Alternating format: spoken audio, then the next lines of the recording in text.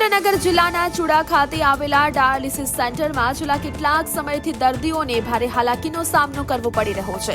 છેવાડાના ગામડાઓમાંથી વહેલી સવારે સારવાર માટે આવતા દર્દીઓને વારંવાર વીજ કાપ અને બંધ હાલતમાં રહેલા જનરેટરને કારણે સમયસર ડાયાલિસિસ નથી મળતું। સમયસર સારવાર ન મળવાને લીધે દર્દીઓમાં ચક્કર આવતા, બ્લડ પ્રેશર વધવું અને ઉલટી જેવી ગંભીર સ્વાસ્થ્ય સમસ્યાઓ સર્જાઈ રહી છે, જે જીવલેણ પણ સાબિત થઈ શકે છે। સ્થાનિક તંત્રને વારંવાર લેખિત અને મૌખિક રજૂઆતો કરવા છતાં હજુ સુધી કોઈ ઉકેલ નથી આવ્યો, જેના કારણે દર્દીઓમાં ભારે રોષ જોવા મળી રહ્યો છે। હાલમાં દર્દીઓની એક જ માંગ છે કે જનરેટર તાત્કાલિક રિપેર કરવામાં આવે અને 24 કલાક વીજ પુરવઠો સુનિશ્ચિત કરવામાં આવે, જેથી કોઈ પણ દર્દીને જાનહાનિનો સામનો ન કરવો પડે। ચુડા CHCમાં છેલ્લા 2 વર્ષથી હું ડાયાલિસિસ કરાવું છું, તો અમને અહીંયા ઘણી બધી તકલીફ પડે છે। જેમાંની છે PGVCLની લાઇટ માટે।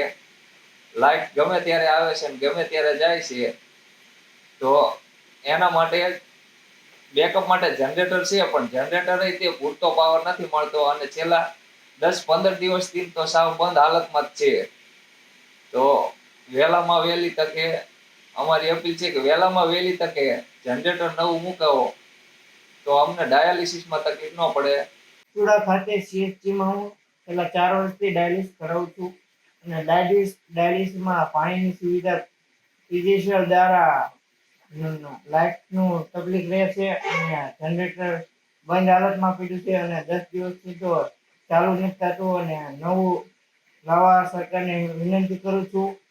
અને ડાયાલિસિસ સમયસર ન થાય તો અમને ચક્કર, ઉલટી, ઝાડા, શરીરમાં સોજા થતી જશે અને ઘણી બધી તકલીફો થાય છે અને ડાયાલિસિસમાં 24 કલાક વીજળી જરૂરી હોય છે।